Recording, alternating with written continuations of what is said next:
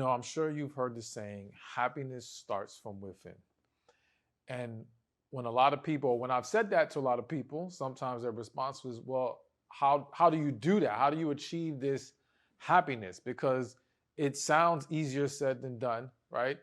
And we would all love to have more happiness within us. But the reality is that life and the things that we go through and where we're at spiritually, physically, mentally can hinder or make it harder for us to be happy, right? Now, some people will counter that and say, well, happiness is a choice. Yeah, I'm not going to say it's not. I'm not going to say there isn't a lot of you choosing happiness over negativity, over sadness. But again, certain things are going to make it easier than it would without those things. And I want to equip you with the tools to make sure that you can achieve happiness within you, especially in seasons of your life where you're feeling way more down than usual. Now, let me share this with you. You ever had one of those days where you feel like something's just off, but you can't put your finger on it, and you don't understand why you're feeling down and why you're struggling? And the reality is that summer sometimes can have that effect on you, because during the summertime, you're seeing all these people post all these things that they're doing, and they're out and about and have vacations and all this stuff, and that may not be happening for you. And that could be having an impact on you and causing you to struggle. Like, I know for me, there's been times where I had plans for being, in a certain shape by the summer and out and about doing my thing. And then the whole summer passed and that didn't happen. And it made me feel like I lost out, and I had to kind of push past that in that moment. But I also know that for a lot of people, sometimes the struggle starts with things that we're holding on to. And that's why therapy can be so important and so powerful in helping us work through any season of our lives that we're struggling with, feeling happier, and we are dwelling more in negativity. And that's why I'm so thankful to BetterHelp for sponsoring this video. With BetterHelp, you can connect with a therapist in just a few days, right from the comfort of your home. You can message your therapist whenever you need or schedule live chats and video calls, whatever works best for you. And if the first therapist isn't the right fit, you can switch anytime at no extra cost. No matter what this season looks like for you, therapy fits into whatever kind of summer you're having. So get started on BetterHelp immediately. And it's not just me, thousands of people trust BetterHelp with over 7,000 reviews and a 4.3 rating on Trustpilot. So if you've been carrying more than you can handle alone, don't wait until it feels overwhelming. Click the link in the description or go to betterhelp.com/Stephan Speaks to get started today and get 10% off your first month. So one of the first things I want to throw out there, and some of these things you've heard it before, some may be brand new to you. But one of the first things I want to suggest is you want to start structuring fun days. All right? So what am I saying, fun days? What I've seen with a lot of people, and I'm included in this, life can get away from us really fast, okay? And we could have moments where we say, you know what, I need to start doing more of X, Y, Z. I want to start enjoying myself more. We're acknowledging we're not happy.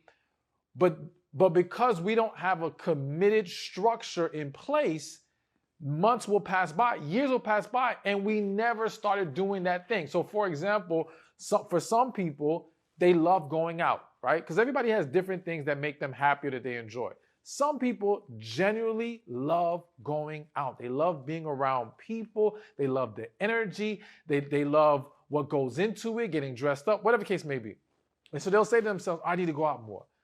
But then again, months, years pass, and they're not going out. Or if they did, they went out one time in the last 6 months. And it's like, no, the problem is you don't have structure. So I don't care if you are single, married, whatever your status is, everyone needs to have days where they can pour into themselves. Now, I would love for everyone to have a weekly fun day / day off, right? And really, let me separate those two things. I do think everyone needs a weekly day off. I think that is an even more non-negotiable thing. and look at it as God commanding us to have a Sabbath day. Like, we need a day of rest. We need a day to recharge. And for a lot of people, that's not happening, especially if you got kids, especially if you're in a relationship, right? It becomes harder sometimes to do these things. So I do believe there's a day off where you just need to be able to relax, no pressure, not worry about anything, just recover. But let's focus on fun day. Fun day is a day where you're actually engaging in activities or an activity that truly puts a smile on your face. So with that, I think that we need to aim for at least once a month. Again, I would love for everyone to have a fun day once every week, but if fun for you is shopping, that may not be feasible to do it once a week, depending on your status, right? Or other things that you may enjoy, it may be difficult to do it on a weekly basis, but at the very least, monthly, we got to make it happen. So sit down tomorrow, this week, and say, okay, next month, let me pick this day as my fun day. Now, I understand that life can still hit and things can derail us from actually being able to have that fun day. Understandable, but you got to do a better job of telling people no, of keeping things clear, and when that day comes, committing to sticking to it. Because a lot of people, it's not even anyone else has gotten in the way or some other situation has arisen, is that you're tired, right? And you're like, man, do I have the energy for this today? And we're going to get into some other things to help you with your energy, but you got to commit to doing it. And again, the fun day doesn't have to be the entire day, but maybe it's just a couple hours out that day that you get to do this activity, whatever it is that you really enjoy and puts a smile on your face. All right, so now another great thing to do to create more happiness within you is you got to lessen the amount of negative social media you are consuming, okay? Now, I'm going to start off by saying this. Like, I think we have to realize, we got to recognize when we're watching certain things on social media that piss us off, okay? And that pour negativity into us. Now, I'm going to come clean with one that's popping in my head right now. I don't know if y'all have ever seen this. And this is not about disrespecting the people who engage in this activity. But like, if I'm on TikTok, there's these TikToks of what they call auditors, people who go around and they're basically testing out the community or police departments or whoever honoring free speech and certain amendments. Now, I might be explaining that not the best, but that's the gist of it. Now, nothing wrong with people wanting to make sure our rights are honored. However, some people, they go out and they purposely try to antagonize others, right? To get a reaction so they can sue, or it's for the content purposes. Now, I'm not gonna lie, there's days where sometimes I keep watching them and I'm watching them hoping for someone to flip out. I'm sorry, someone to go off on these people. But what I have to realize is, why am I consuming something that I even am looking for a negative outcome because I want them to, to them to learn a lesson, so to speak? That's wrong. I'm wrong for that, okay? I'm wrong for hoping that. And it's no sense in me consuming that kind of content if I don't like it. And it makes me feel some kind of way, okay? And that can go with anything. Like, I don't like seeing strangers unwantingly getting pranked and being put on camera. Like, I just feel like, man, like, leave people alone. They might be having a bad day, whatever. Anyways, the point I'm making here is, I had to recognize that though this may have been some form of entertainment, it was pouring negative energy into me, and I had to remove it. For some of you, it might be consuming certain gossip sites. It might be watching fight videos. It might be watching other drama. Whatever it is, it's like, you got to be mindful. Do I feel better watching this or worse? This is why once upon a time, and now that I'm saying it, I need to go back to it.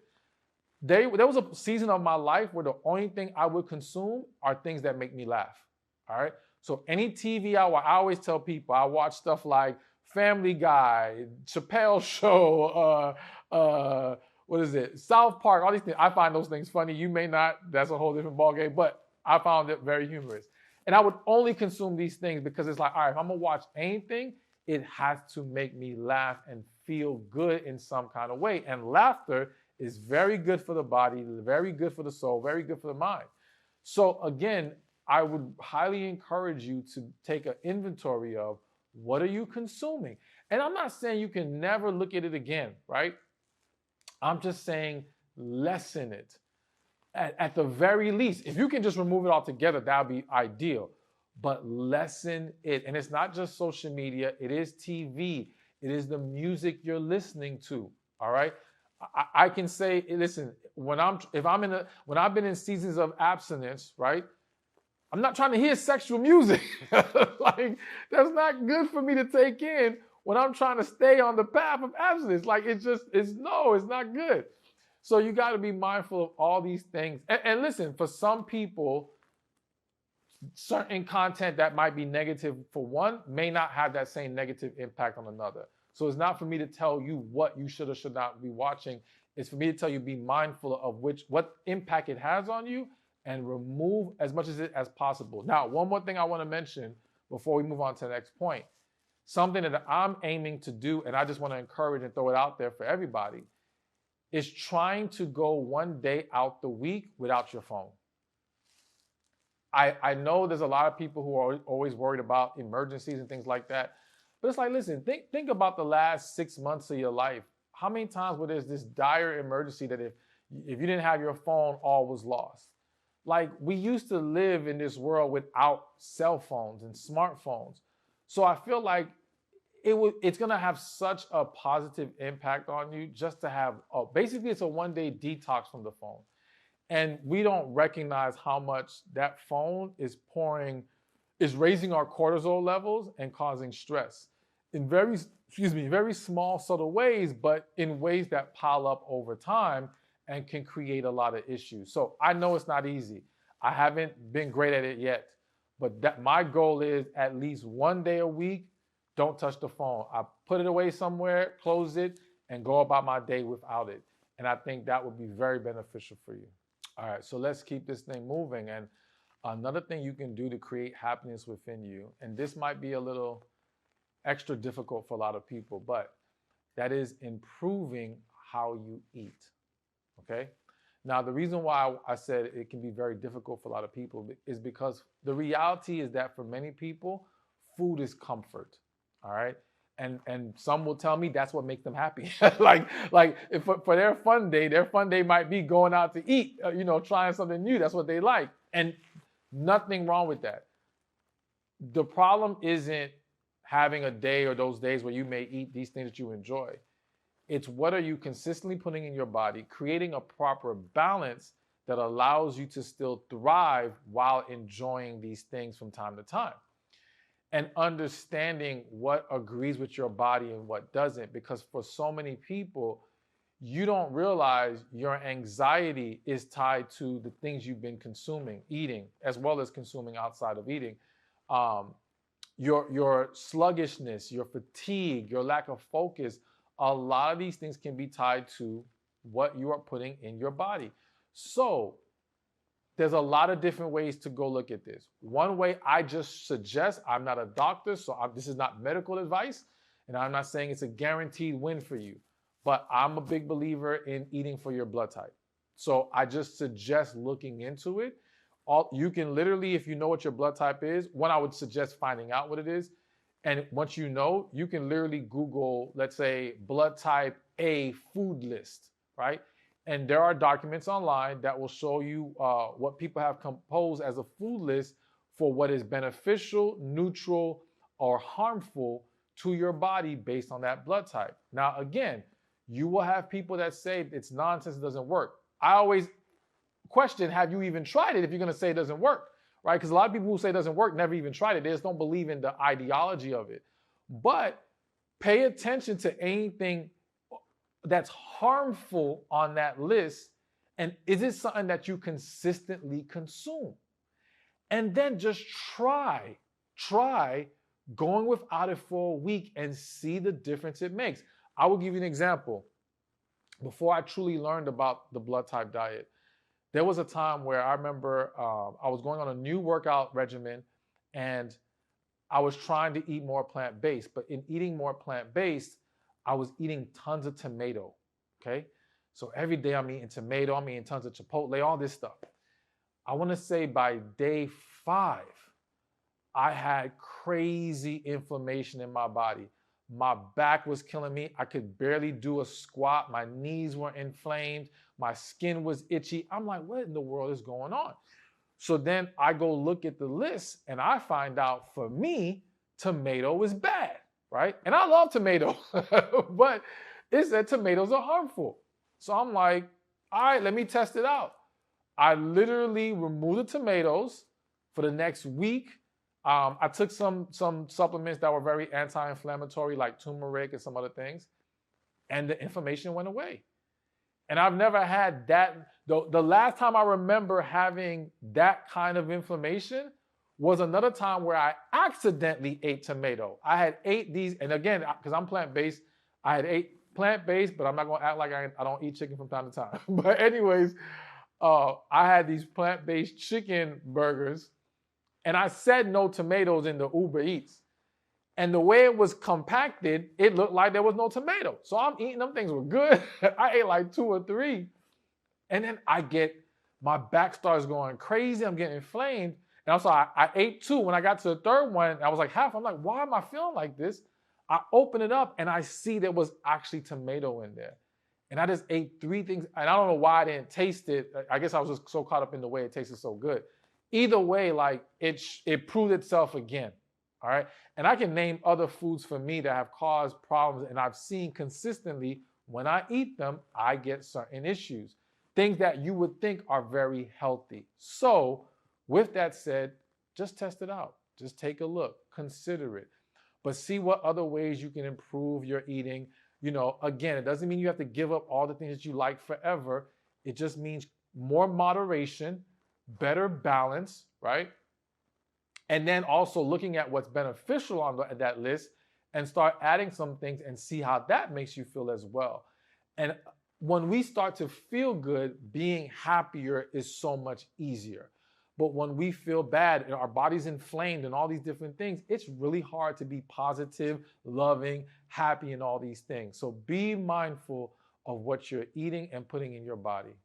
All right, so a few more to go. And let me just say, there's a lot of other things we can talk about. I'm giving some, what I feel are some very good, strong, easy to implement things to do. But of course, there's a lot more we can expand on.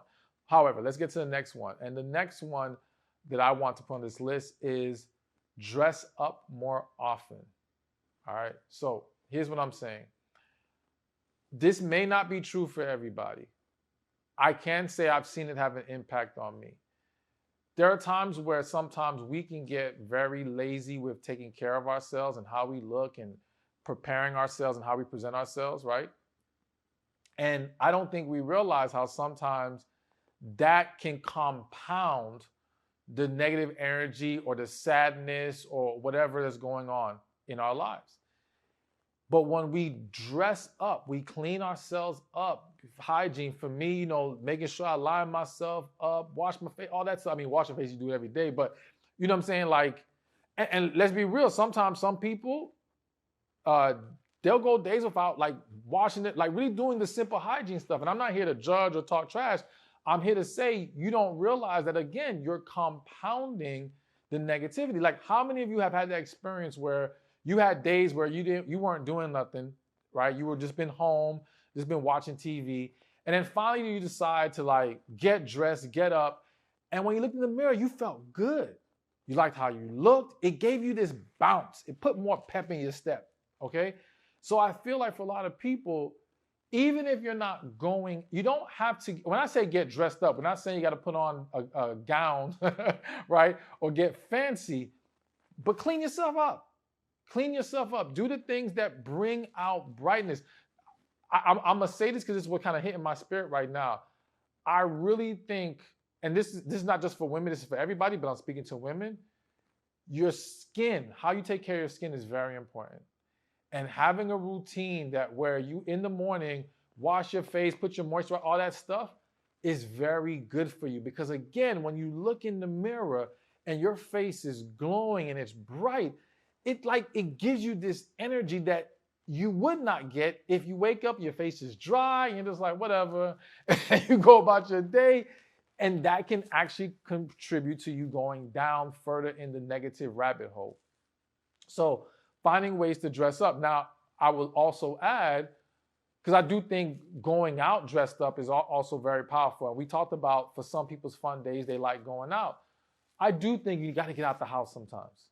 All right. I do think that we're living in a society now where people have gotten more and more comfortable staying in their house. And I get it. I understand. But you need to get out. You need some sunlight. You need some fresh air. Okay. And so if you're just not someone who gets out often, again, it's always important, or it's best, to create structure. Maybe picking at least one day out the week that you commit to getting out the house. Doesn't mean you have to stay out all day long. It could be for a nice long walk. It could be to go somewhere, but you gotta get out the house. And again, I'm someone who's very guilty of that. I will be in the house for weeks and not do much unless it's time for me to go to work and travel and tour and stuff like that. But I'll just be home the majority of the time unless I'm going to the gym. And there, the gym is cool, but I do think we need a little bit more than that. So dressing up, getting out, another way to create a little bit more happiness in your life. All right. So now another very important tip to create happiness in your life is, I was going to say consistent exercise, but let's just say consistent movement. Okay. Now, the reason why I changed it to consistent movement is because I think when people say exercise, they automatically think the gym, right? And for some people, I think the gym would be great, but everyone's not really a gym person. Everyone may not have one right by them, whatever. What's important is that you're doing some form of exercise, more importantly, some form of movement, right? You're getting the blood flowing. Again, these things will help with your mood, right? And help with your outlook on life, whether you realize it or not. So I think one of the reasons why a lot of people are not able to consistently move or consistently exercise, and let's just focus for a second on people who say, okay, I'm gonna start going to the gym. You're going too hard, too fast, okay? So basically, I've seen people, and let's say they join Orange Theory or something, right? It's one of those high intensity exercise classes. And for some people, that could be awesome. And again, this ties back to, as far as my opinion is concerned, your blood type. A lot of people don't realize there's also suggested exercise methods based on your blood type. Now, I say that because I'm an A blood type. For years, whenever I did high intensity stuff, it would wear me out. Not just wear me out during the exercise, wear me out the rest of the day, wear me out during the week. I had a harder time focusing, getting my work done, all these things. And I wasn't really getting great results, right? Come to find out, based off the blood type, high intensity does not work well for me because my body does not handle stress well. Therefore, and let me add, not only did it wear me out, it made me ridiculously hungry. So trying to stick to a diet was so hard, and trying to force myself not to eat during those times I was working out in that way, it was like torture, okay? So it was more stress. So I found out less intensity, less stressful exercises, calisthenics or lower weight, higher reps, these things work better for me. When I made the switch, it was easier to be consistent. It was easier to progress. It was easier to stick to my diet. It was easier to have work-life balance and all these things. Everything got better once I adjusted to an exercise regimen that worked better for me. So going back to the point that I want to make is that I feel a lot of people that are going too hard, too fast. And even if you're someone who benefits from high intensity, because some people do, if you go too hard, too fast, it can become discouraging. Like, ain't nothing more discouraging than that first week you go into the gym and it's just beating you down. It doesn't have to beat you down for you to benefit from it. Your goal is to stimulate the body, stimulate muscle growth, stimulate blood flow, all these things. You don't have to go crazy for that. So Take it slow. Even with the amount of days, maybe you listen, they always say you want to aim for like at least, I think they say 2 to 3, 2 to 4 days a week, right? But you'll hear these people going 6 days a week. For some people, that's amazing. For you, maybe just starting with 2 days out the week to commit to. Hell, even if all you can right now is 1 day out the week, it's not simply about, because some people might say, well, that's not going to get you any results. It's about getting you in the habit. It's about getting you comfortable and acclimated to these regimens and exercising more consistently. They always say the best workout or the best diet is the one you can keep up with, is the one you can actually consistently do. So if it's just 1 day to start, cool. And then eventually you can maybe build up to 2 days or 3 days. For most people, I don't think you need more than 3 days. For me, 3 days, I'm good. And I get great results. So take it easy, take it slow. But again, even if it's not the gym, maybe it's just walking for 30 minutes, 2 days out the week to get started. Of course, we want to, and even if you don't eventually go up to more, at least you're consistently moving, exercising, and watch the impact it has on your happiness and your overall health. All right, so we just got a couple more to go. And another great thing, important, huge thing for you to do to create happiness in your life within you is to heal from your past, okay? If you watch me, then you probably already knew this was coming on the list somewhere. And the reality is this: when we don't heal, we are holding on to and suppressing tons of trauma and negative energy. And even if you think you've moved past it on the surface, it is wreaking havoc on your body, on your mental, and spiritually. And this has hit my spirit, so I feel the need to say this. Because when we think about healing, we think, sometimes we only think about what our parents did, that relationship, and it's about all of those things. But one of the things that we leave out that's real for a lot of people is some of us, or some of you, and I'm going to include me because it's happened to me before, have beef with God, have tension with God, are holding on to maybe feeling like God let you down, God betrayed you. And listen, there's nothing wrong with it. It's human to experience or feel that way. The problem is because people feel like they're not supposed to feel that way, they don't address it, right? And they just push it to the side.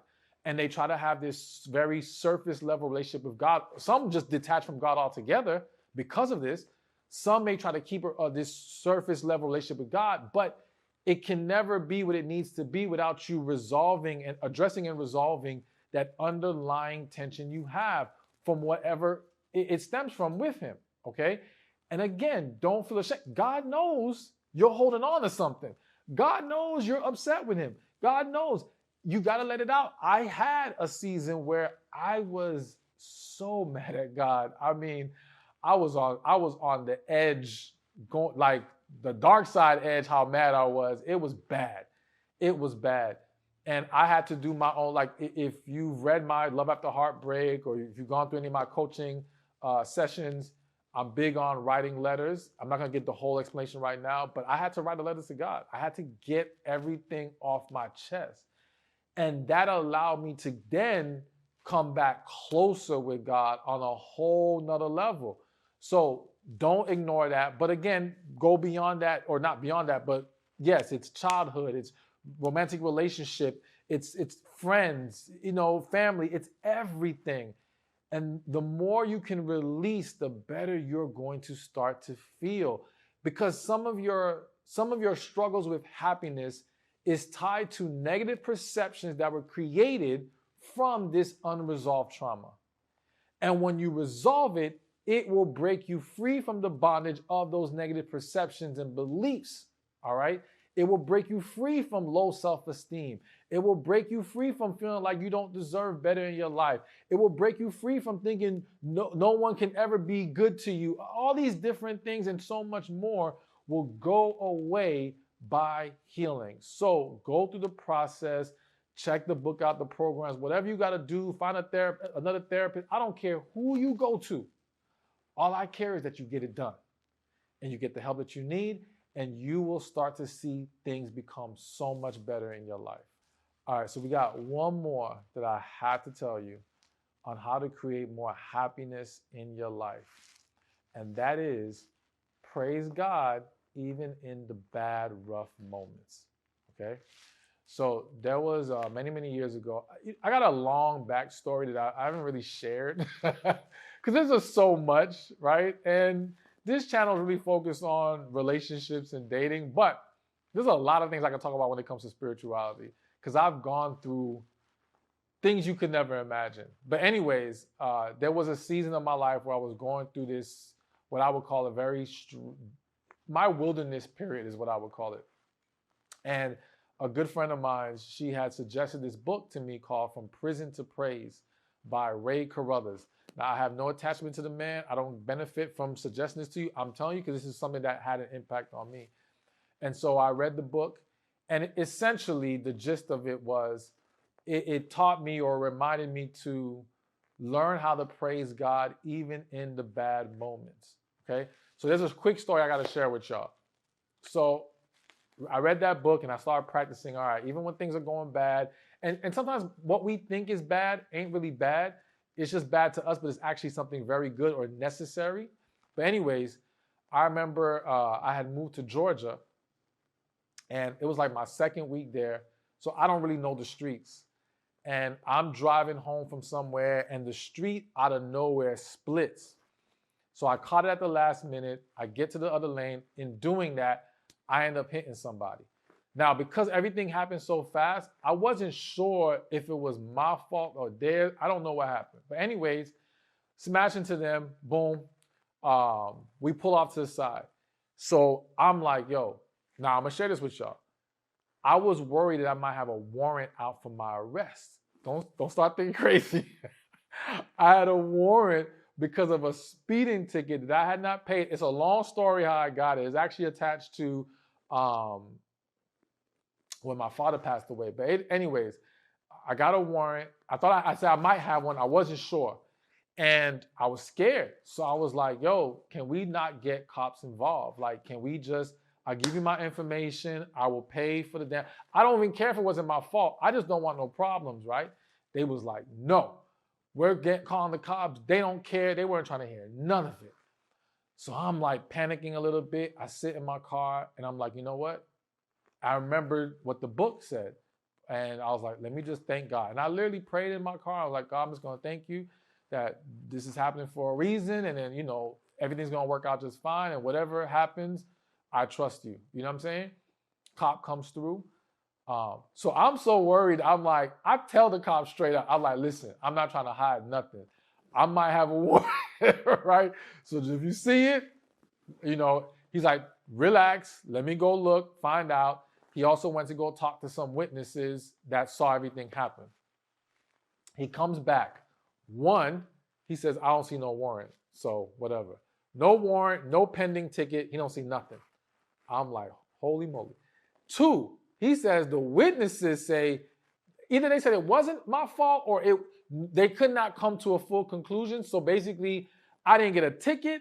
I didn't get nothing. Now I still said I'm still give some money. I felt bad for the person. I was like, yo, here's my info. I still pay. I never heard from them, so I didn't have to pay nothing. I didn't get a ticket. There was all of that. Now I'm not saying every time you praise God in a bad moment that things ain't gonna escalate in a way that you don't like.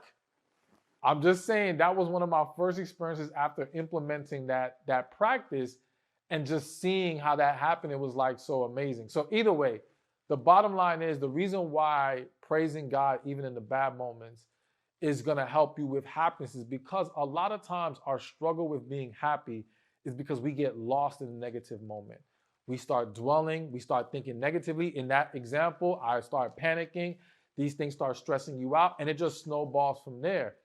But if you can basically stop yourself right away and just thank God and just trust that whatever needs to happen is going to happen, and it's, he just trust him with the way it plays out, this will take you away from the negative and help you stay in the positive.